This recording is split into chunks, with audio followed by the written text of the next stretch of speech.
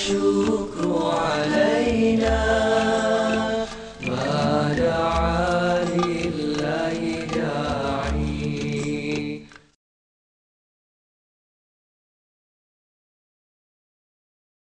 Professor doctor Mohammad Motiar Rahman.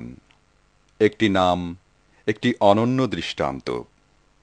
চিকিৎসা শাস্ত্রে সুনাম অর্জনের পাশাপাশি ইসলামকে সাবলীলভাবে উপস্থাপনার যে অসাধারণ দক্ষতা আল্লাহ তাঁকে দান করেছেন তা সত্যিই বিস্ময়কর। খুলনা জেলার ডুমুরিয়া থানাস্থ আরাজি ডুমুরিয়া গ্রামে এক সম্ভ্রান্ত মুসলিম পরিবারে তিনি জন্মগ্রহণ করেন। প্রফেসর ডাক্তার মতিয়ার রহমান 1970 সালে এইচএসসি পাশ করে 1977 সালে ঢাকা মেডিকেল কলেজ থেকে এমবিবিএস পাশ করেন। দ্বিতীয় ও ফাইনাল প্রফেশনাল এমবিবিএস পরীক্ষায় তিনি ঢাকা বিশ্ববিদ্যালয়ে যথাক্রমে ষষ্ঠ ও দশম স্থান লাভ করেন। তিনি 1979 সালে ইরাকের জেনারেল হাসপাতালে সার্জারি বিভাগে চাকরি করার পর 1986 সালে লন্ডনের Glasgow royal college of physicians and surgeons থেকে জেনারেল সার্জারিতে এফআরসিএস ডিগ্রি লাভ করেন। বর্তমানে তিনি ঢাকা ন্যাশনাল মেডিকেল কলেজ ও হাসপাতালের প্রফেসর অব সার্জারি এবং ল্যাপারোস্কোপ যন্ত্রের মাধ্যমে পিত্তথলির পাথর অপারেশনে এককভাবে বাংলাদেশের সবচেয়ে বেশি অভিজ্ঞ surgeon. Professor doctor Motiar Rahman সপ্তাহে নির্ধারিত দিনে নিউ স্কাটনস্থ ইনসাফ ডায়াগনস্টিক অ্যান্ড কনসালটেশন সেন্টারে চেম্বার করে থাকেন। ছাত্রজীবন থেকেই অনুসন্ধিৎসু মনের মানুষ প্রফেসর ডাক্তার মতিয়ার রহমান। তাই তো কর্মজীবনে এসেও হাজারো ব্যস্ততার মাঝে যখনই সময় পান বসে যান সকল জ্ঞানের উৎস কোরআনে হাকিম ও হাদিস শরীফ নিয়ে। আমাদের সমাজে ইসলামের নামে প্রচলিত নানা অসঙ্গতি ও ভ্রান্ত ধারণা দেখে জ্ঞান পিপাসু এই মানুষটি কোরআন হাদিস ও সঠিক আকলের সমন্বয়ে চালিয়ে যান গবেষণা কর্ম।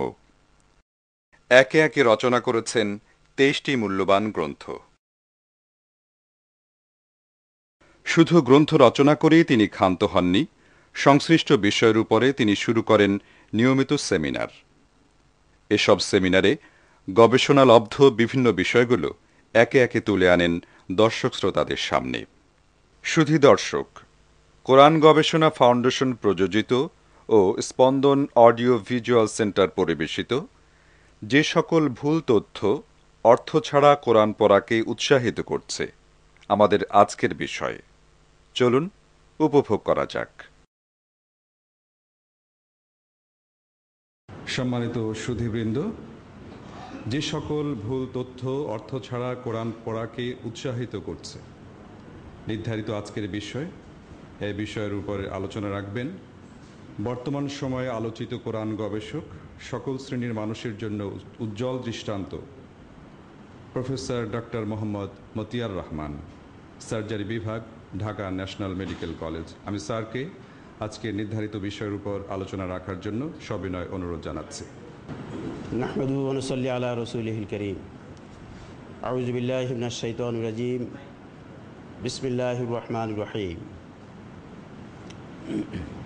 সম্মানিত উপস্থিতি, আসসালামু আলাইকুম ওয়া রাহমাতুল্লাহি ওয়া বারাকাতুহু। আমরা সবাই আল্লাহ রাব্বুল আলামিনের দরবারে লাখো কোটি শুকর আদায় করি যে তিনি আমাদেরকে জুমাবারের এই সকালে তৌফিক দিয়েছেন আমাদের প্রাণপ্রিয় অনুষ্ঠান কুরআনিয়ার 93তম অনুষ্ঠানে উপস্থিত হওয়ার জন্যে। আমরা সবাই বলি আলহামদুলিল্লাহ। প্রথমে আমরা এটা দেখি কোরআন পড়ার ব্যাপারে বর্তমান মুসলিম জাতির বাস্তব অবস্থা। আমরা যারা সমাজে চলাফেরা করি, চোখ খুলে চলাফেরা করি, তাহলে যদি আমরা দেখি সমাজের অবস্থা, বাস্তব অবস্থাটা কি কোরআন পড়ার ব্যাপারে, বর্তমান পৃথিবীর অধিকাংশ মুসলিম অর্থ ছাড়া কোরআন পড়ে। অধিকাংশ মুসলিম অর্থ ছাড়া কোরআন পড়ে, অন্য কোনো গ্রন্থ তারা অর্থ ছাড়া পড়ে না। নিশ্চয়ই বিভিন্ন তথ্যের মাধ্যমে উৎসাহিত হয়েছে বলেই তারা এটি করছে বা করে যাচ্ছে।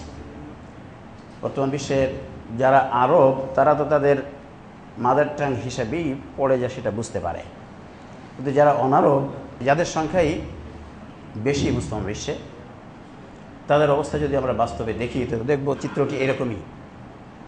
অধিকাংশ মুসলিম, অনারব মুসলিম, তারা অর্থ ছাড়া কোরআন তেলাওয়াত করে যাচ্ছে বা পড়ে যাচ্ছে। সারাটি জীবন তারা অত্যন্ত ভক্তি সহকারে অর্থ ছাড়া কোরআন তেলাওয়াত করে যাচ্ছে। কিন্তু সাথে সাথে আমরা যদি দেখি ওই যারা অর্থ ছাড়া কোরআন তেলাওয়াত করছে তারা অন্য কোনো গ্রন্থ অর্থ ছাড়া বা না বুঝে পড়ে না। তারা একটি, সে গ্রন্থ হাদিস হোক, হাদিস শরীফ হোক, সে গ্রন্থ ফিকাহ শাস্ত্র হোক, ইসলামী সাহিত্য হোক, ফাজাইলে আমল হোক, অন্য যে কোনো সায়েন্সের বই হোক, সেটা খবরের কাগজ হোক, সেটি একটি গল্পের বইও হোক, সে অর্থ ছাড়া বা না বুঝে পড়ে না। কিন্তু মহাগ্রন্থ আল কোরআন না বুঝে পড়ে যাচ্ছে। তাই নিশ্চয়ই এর মধ্যে কোনো কারণ আছে কেন তারা এই কাজটি করছে। অন্য কোনো বিষয় বা অন্য কোনো গ্রন্থ অর্থ ছাড়া পড়ছে না, কেন তারা এই কাজটি করছে? বিভিন্ন তথ্যের মাধ্যমে উৎসাহিত হয়েছে বলেই তারা এটি করেছে। আমরা যদি সাধারণত চিন্তা করি, নিশ্চয়ই এই কাজটি যখন করছে তারা নিশ্চয়ই বিভিন্ন কোনো তথ্য জানে বা বিভিন্ন কোনো জ্ঞান তাদের কাছে আছে, কোনোভাবে তারা জেনেছে যে অর্থ ছাড়া কোরআন পড়ার পক্ষে, অর্থ ছাড়া কোরআন পড়া যাবে বা অর্থ ছাড়া কোরআন পড়া এগেনস্টে বিভিন্ন তথ্য তারা যে কোনো মাধ্যমে হোক জেনে নিয়েছে বা জানতে পেরেছে। এজন্যে তারা অর্থ ছাড়া কোরআন পড়ে যাচ্ছে। কোরআন পড়ার ব্যাপারে অধিকাংশ মুসলিমের বর্তমান কর্মপদ্ধতির ফল, যে কর্মপদ্ধতি তারা কোরআন পড়ার ব্যাপারে গ্রহণ করছে, যে অর্থ ছাড়া কোরআন পড়ছে বা পড়ে যাচ্ছে, তার ফল কি হচ্ছে? কোরআন পড়ার পরেও অধিকাংশ মুসলিম জানতে পারছে না কোরআনে কি লেখা আছে। কোরআন ঠিক পড়ে যাচ্ছে কিন্তু অধিকাংশ মুসলমান জানতে পারছে না যে কোরআনে কি লেখা আছে। এর ফলে কি হচ্ছে? ফলে তারা কোরআন পড়ার পরও ইচ্ছাকৃতভাবে কোরআনের বিপরীত কাজ করছে। এখনই কোরআনে যে বিষয়টি পড়ে গেল বা পড়ে আসলো, যেহেতু সে জানে না ওখানে কি পড়েছে, কাজেই জাস্ট কোরআন পড়া শেষ করেই যখন সে কর্মজীবনে যাচ্ছে বা কাজ করছে, ঠিক কোরআনের উল্টো কাজটি করছে, কিন্তু বুঝতে পারছে না, কিন্তু সে জানে না যে এটা কোরআনের উল্টা কাজ। কাজেই সে করে যাচ্ছে, নির্দ্বিধায় করে যাচ্ছে, কোনো দ্বিধাদ্বন্দ্ব ছাড়া সেই কাজগুলো করে যাচ্ছে। সো এ কর্মপদ্ধতির ফল যে এটি হয়েছে এটাও সহজে বোঝা যায়। আজকের অনুষ্ঠানের উদ্দেশ্য কি? আজকের অনুষ্ঠানের উদ্দেশ্য হচ্ছে যে সকল তথ্য অর্থ ছাড়া কোরআন পড়তে উৎসাহিত করেছে তা উপস্থাপন ও পর্যালোচনা করা এবং সঠিক না হলে সে বিষয়ে সঠিক তথ্যটি এই অনুষ্ঠানের মাধ্যমে জাতির সামনে উপস্থাপন করা। That is our aim. যে আমরা কি করতে চাই, যে আমরা দেখতে চাই যে কোন কোন তথ্য মুসলমান জাতির সামনে আছে যেগুলো তাদেরকে অর্থ ছাড়া কোরআন পড়াকে উৎসাহিত করছে অথবা অর্থ সহ কোরআন পড়াকে নিরুৎসাহিত করছে। এবং সাথে সাথে আমরা তথ্যগুলো খালি এগুলো তথ্য আছে এর জন্য উৎসাহিত হচ্ছে বা নিরুৎসাহিত হচ্ছে এখানে আমরা শেষ করব না। আমরা ও বিষয়ে সঠিক তথ্যটা কি সেটিও এখানে উপস্থাপন করব এবং এর মাধ্যমে যাতে জাতির সামনে তথ্যগুলো চলে যায়, আমাদের সেই কর্মপ্রচেষ্টা। আল্লাহ আমাদের এই কর্মপ্রচেষ্টা কবুল করেন, আমরা সবাই বলে আমিন। প্রচলিত তথ্য, আমরা একটি একটি তথ্য প্রথমে উপস্থাপন করব, তারপরে সে বিষয়ে ডিসকাশন।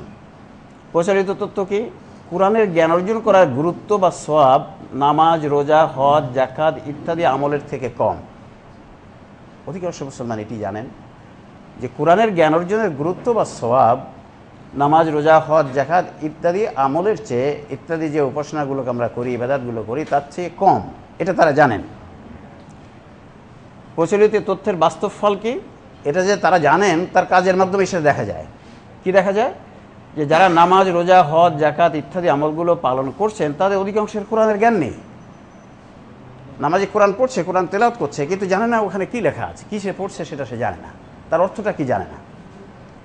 কারণ নামাজ পড়ছে, রোজা থাকছে, হজ করছে, যাকাত দিচ্ছে, অনেকে যারা তাহাজ্জুদ গুজার তাহাজ্জুদ নামাজ পড়ছে, কিন্তু কোরআনের জ্ঞান তাদের না। কোরআনের জ্ঞান তারা অর্জন করে নাই। কোরআন তেলাওয়াত করতে পারে, হয়তো কোরআন তেলাওয়াত করতে পারে, যেহেতু নামাজে পড়ছে কোরআন তেলাওয়াত করতে পারে, কোরআন তেলাওয়াত করা শিখেছে অর্থ ছাড়া তেলাওয়াত করা, কিন্তু কোরআনের জ্ঞান অর্জনের দিকে তারা আর এগোয়নি।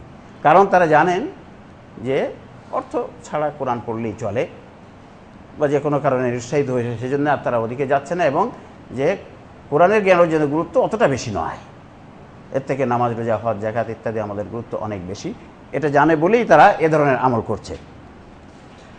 কিন্তু এ বিষয়ে প্রকৃত তথ্য যেটি, যে কোরআনের জ্ঞান অর্জনের গুরুত্ব অন্য আমলের তুলনায়, প্রকৃত তথ্য হচ্ছে অন্য যে কোনো আমলের চেয়ে কোরআনের জ্ঞান অর্জন করার গুরুত্ব বা সওয়াব অনেক অনেক বেশি।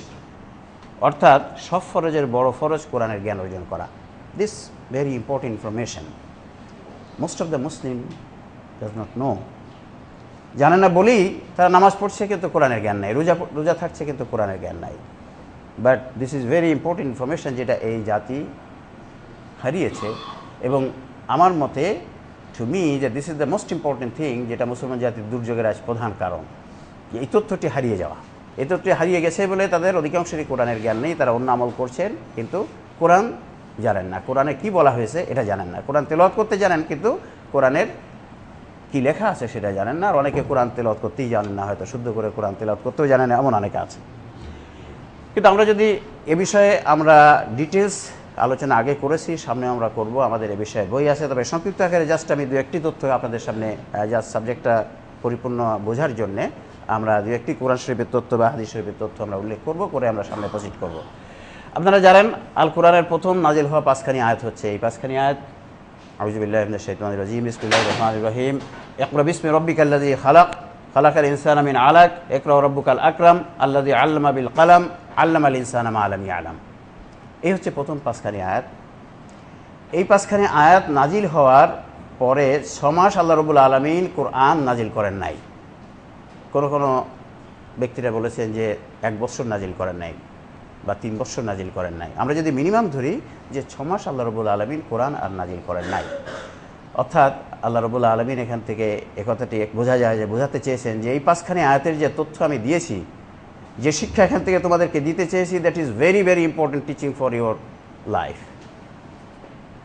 বিষয়টি বুঝে নেওয়া ভালো করে যে এই 5খানি আয়াতে কী তথ্য দিয়েছি। 6 মাস আর কোনো তথ্য জানার দরকার নাই, এই তথ্যটি ভালো করে জেনে নাও, জেনে নিয়ে তারপরে সামনে প্রসিড করো, অন্য বিষয় জানো। এই 5খানি আয়াতের আমরা যদি দেখি যে প্রথম শব্দটি হচ্ছে পড়ো, অর্থাৎ জ্ঞান অর্জন করো। পড়ো তোমার রবের নামে যিনি সৃষ্টি করেছেন, যিনি আলাক থেকে মানুষ সৃষ্টি করেছেন। পড়ো তোমার রবের নামে যিনি মহাসম্মানিত, যিনি কলমের মাধ্যমে শিক্ষা দিয়েছেন, মানুষকে এমন বিষয়ে শিখিয়েছেন যা সে আগে জানতো না। তো দেখুন এই 5খানি আয়াতের মধ্যে খালি পড়ো অর্থাৎ জ্ঞান অর্জন করো এবং পড়ো বলার পরে আল্লাহ রাব্বুল আলামিন যে লাইনগুলো পড়তে বলেছেন বা আয়াতগুলো পড়তে বলেছেন, that is the verses of Quran, that are the verses of Quran. অর্থাৎ পড়ো বললেই প্রথমে কোরআন পড়তে বলেছেন, কোরআনের জ্ঞান অর্জন করতে বলেছেন। এবং এই 5খানি আয়াতের মধ্যে অন্য কোনো আমলের কথা বলা নাই, 6 মাস আর কোনো আমলের কথা বলা হয়নি। তাহলে আল্লাহ রাব্বুল আলামিন অত্যন্ত পরিষ্কারভাবে কোরআনের মাধ্যমে জানিয়ে দিয়েছেন যে তোমাদের, এমনকি দেখেন কোরআন শরীফের অনেক আয়াত শুরু করা হয়েছে ইয়া আইয়ুহাল্লাযীনা আমানু কুতিবা আলাইকুমুস সিয়াম কুতিবা আলাইকুমুল কিসাস, মুমিনদের অ্যাড্রেস করে বলা হয়েছে, কিন্তু এখানে প্রথমে ইকরা দিয়ে শুরু করা হয়েছে, পড়ো জ্ঞান অর্জন করো। ইয়া আইয়ুহাল্লাযীনা আমানু ইকরা বিসমি রাব্বিকাল্লাযী খালাক বলা হয়নি, যে প্রথমে জ্ঞান অর্জন করো, প্রথমে জানো, প্রথমে কোরআন জানো, তারপরে অন্য কিছু। তাহলে এখান থেকে আল্লাহ রাব্বুল আলামিন অত্যন্ত পরিষ্কারভাবে বলে দিয়েছেন যে একজন মুসলমানের বা একজন মানুষের সর্বপ্রথম কাজ হচ্ছে কোরআনের জ্ঞান অর্জন করা, অর্থাৎ সবচেয়ে বড় সওয়াব হচ্ছে কোরআনের জ্ঞান অর্জন করা, সবথেকে গুরুত্বপূর্ণ কাজ হচ্ছে কোরআনের জ্ঞান অর্জন করা। এ তথ্যটি যদি মুসলমান জাতির এভাবে জানা থাকতো, তাহলে যারা আজ অর্থ ছাড়া কোরআন পড়ছে বা কোরআন পড়েও কোরআনের জ্ঞান অর্জন হচ্ছে না তারা নিশ্চয়ই তাদের কর্মপদ্ধতি চেঞ্জ করতো। আমরা যদি এখানে হাদিস শরীফ একটু জেনে নেই, সাথে বুখারী শরীফ হাদিস, উসমান ইবনে আফফান রাদিয়াল্লাহু আনহু বর্ণিত, রাসূল সাল্লাল্লাহু আলাইহি ওয়াসাল্লাম বলেছেন তোমাদের মধ্যে সেই সবচেয়ে উত্তম যে নিজে কোরআন পড়ে এবং অপরকে তা শেখায়। আমরা জানি ক্বালা রাসূলুল্লাহ সাল্লাল্লাহু আলাইহি ওয়াসাল্লাম খায়রুকুম মান তাআল্লামাল কুরআনা ওয়া আল্লামাহু, পরিষ্কার।